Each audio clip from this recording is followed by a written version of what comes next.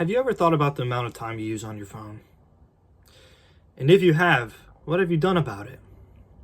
Did you set limitations or do nothing? Well, what I did was I tried to set limitations. And doing so, I found that after a certain amount of time, I'd get bored. I'd just reach for it unconsciously and I'd start using it again. After setting the goal of not using it and finding myself picking it up again, I thought, after catching myself, I thought, whoa, am I addicted to this little thing? This little rectangle? And I found out that I was. I didn't want to admit it, but after so many years, I finally caught on to it. And after looking around, see other people, I found that a lot of us are affected by this too. And today, that brings me to my point. Today, I wanted to make the effects of phones and how they impact our lives with addiction. I wanted to make you guys aware of that. And I also wanted to propose some ideas on how to prevent addiction and further better our lives. Okay. Starting off with the effects of phone, it's obviously addiction is one, too much usage and not enough downtime. These can lead to things like bad physical health, mental health. It can lead to poor sleep, stress, depression, and the fact is that over 90% of Americans use phones, and 45% are estimated to be addicted, which is a lot. Younger generations, which never had, the ability of hindsight, they don't know what to do. They were given a phone, they didn't know how to limit their time with it, and now they're stuck, addicted. In a study, and I quote, excessive mobile phone use may represent an unhealthy coping strategy for managing negative emotions caused by stress in individuals. Ultimately, both stress and mobile phone addiction are likely to contribute to a decline in life satisfaction among college students. Yeah, so not good for us. Yep. This could definitely impact productivity.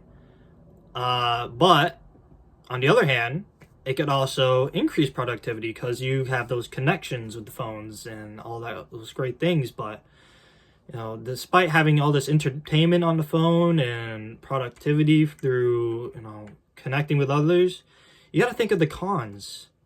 I feel like the cons definitely outweigh because it's so easy to get addicted nowadays. So how can we not use phones as much? Well, for starters, you could set limitations.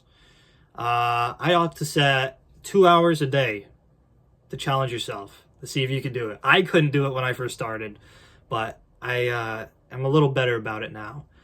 And I believe the reason why it's so hard to set these limitations is because nowadays it's all about our time, and our time is money. The more time we spend on a video, the more the influencers get paid. The more we look at an ad, the more clicks it'll get. And people are always fighting for this. And that's why it's so hard for us as regular people to not have to deal with those kind of things. And what I want to say is just imagine a world where you didn't use phones, right?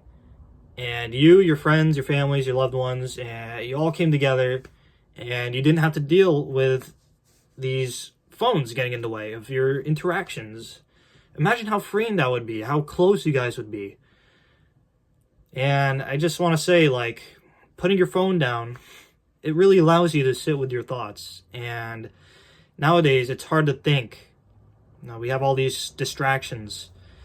I say put the phone down and try to rediscover your hobbies and try to fill in that gap that was being filled by your phone. And you'll see that there's a whole world out there outside of just a little rectangle. Well, in conclusion, I think limiting your phone time usage is the biggest thing. Now that you know the negative effects, I hope that will encourage some of you to try this if you are dealing with the struggles I'm dealing with, which I'm assuming other college students are dealing with too. And yeah, I hope this helps somebody, and I hope you all have a good rest of your day.